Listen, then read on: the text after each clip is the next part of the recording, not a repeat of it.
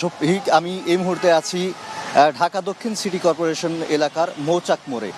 একটু জানিয়ে রাখি, মৌচাক মোড় ঢাকা দক্ষিণ সিটি কর্পোরেশন এলাকার জলাবদ্ধতার জন্য হটস্পট হিসেবে ধরা হয় এবং আজকেও যথারীতি আমরা দেখেছি যে আজকে যখন ভারী বৃষ্টি হয়, বৃষ্টির পর থেকেই কিন্তু ঢাকা দক্ষিণ সিটি কর্পোরেশনের এই মৌচাক মোড়টি জলাবদ্ধতার তৈরি হয় এবং সেটি যে জলাবদ্ধতায় এখন পর্যন্ত কিন্তু রয়েই গেছে।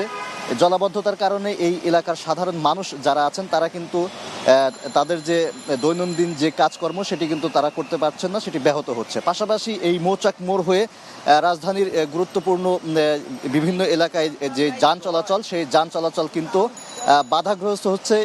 মৌচাক মোড় থেকে শান্তিবাগের দিকে কিংবা মৌচাক মোড় থেকে মগবাজার, এই এই রামপুরা, এইসব যে সড়কগুলো রয়েছে, পুরো সড়কের যান চলাচল ব্যাহত হচ্ছে এবং অনেকাংশে আমরা দেখেছি যে নানা ধরনের যানবাহন, ব্যক্তিগত যানবাহন থেকে শুরু করে অন্যান্য যানবাহনের ইঞ্জিন বিকল হয়ে যাওয়ায় সেখানে যান চলাচলের বাধাগ্রস্ত হয়ে তীব্র যানজটের তৈরি হয়েছে, এগুলো আমরা দেখেছি। পাশাপাশি অনেক ব্যক্তিগত পরিবহন যেগুলো আছে, আমরা দেখেছি যে এই জলাবদ্ধতার কারণে বাইরে বের হতে না পারে অনেকেই যেই ফুটপাত রয়েছে, সড়কে ফুটপাতে সেসব ব্যক্তিগত যানবাহন তারা সেখানে রেখে দিয়েছেন, যার ফলে এই যে ফুটপাত দিয়ে সাধারণ মানুষের যে চলাচল, ফুটপাতে সে চলাচল ব্যাহত হচ্ছে।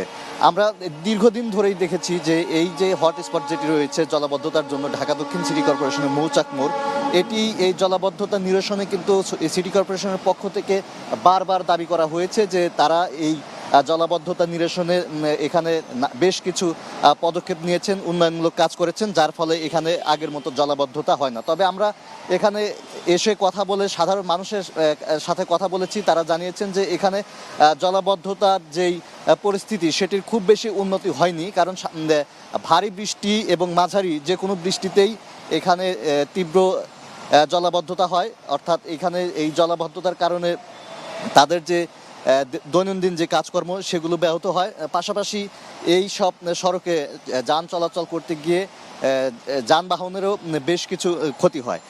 তো এই যে তাদের দাবি যে বড় বড় উন্নয়ন প্রকল্পের আড়ালে যে এই যে রাজধানীর মতো এই মেগা সিটি ঢাকাতে এই জলাবদ্ধতার যেই সমস্যাটি রয়েছে, দীর্ঘদিন ধরে এই সমস্যা কিন্তু ঢাকার দুই সিটি কর্পোরেশনের কোনো কর্তৃপক্ষই এই জলাবদ্ধতা নিরসনে তাদের তেমন কোনো পদক্ষেপ নিয়ে এই জলাবদ্ধতা থেকে সাধারণ নাগরিক কিংবা সাধারণ মানুষের যেই ভোগান্তি, সেই ভোগান্তি দূর করতে কিন্তু সিটি কর্পোরেশনের পক্ষ থেকে তেমন কোনো পদক্ষেপ নেওয়া হয়নি, এটি দাবি করছেন নগরবাসী।